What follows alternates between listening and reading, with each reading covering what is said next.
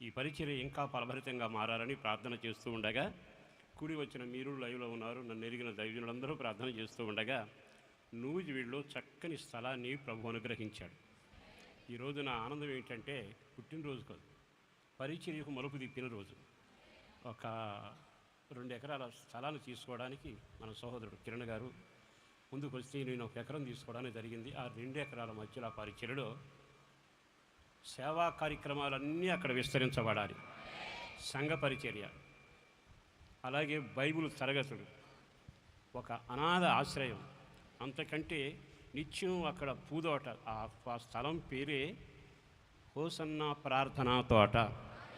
Hosanna ప్రార్థనా తోట. అందరూ అనండి అన్నమాట. చదువుకున్న వాళ్ళందరికీ హోసన్నా గార్డెన్ చెప్పండి గట్టిగా. ఇది నూజివీడు బైపాస్లో తుక్కులు నుంచి వెళుతుండగా దేవుడు మనకు అనుగ్రహించాడు. అది ఆ పరిచర్యకు దేవుడు మలుపు తిప్పినప్పుడు నాకు ఆనందం అనిపించింది.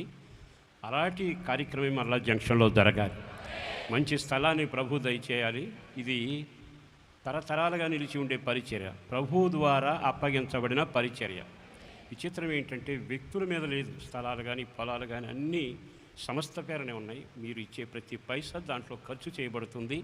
కనుక ఈ పరిచర్య ఇంకా విస్తరించబడాలి, సేవకులు లేపబడాలి, అనేక చోట్ల ఘనమైన కార్యాలు జరగాలి. మీరు అట్టి ప్రార్థన చేస్తారని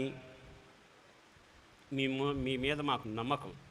అన్నిటికంటే విశేషం, దైవ సంబంధమైన దీవెనల చేత నింపబడి కృపాబాహుళ్యాన్ని కీర్తిగలుగునట్లుగా బైబిల్ లేఖనం ప్రకారం దేవుని చిత్తం నెరవేరేటట్టుగా మీరు ప్రార్థన చేయండి. మీరు ప్రార్థన చేస్తారు, త్వరలోని ప్రార్థనా తోట ప్రారంభించబడునుగాక.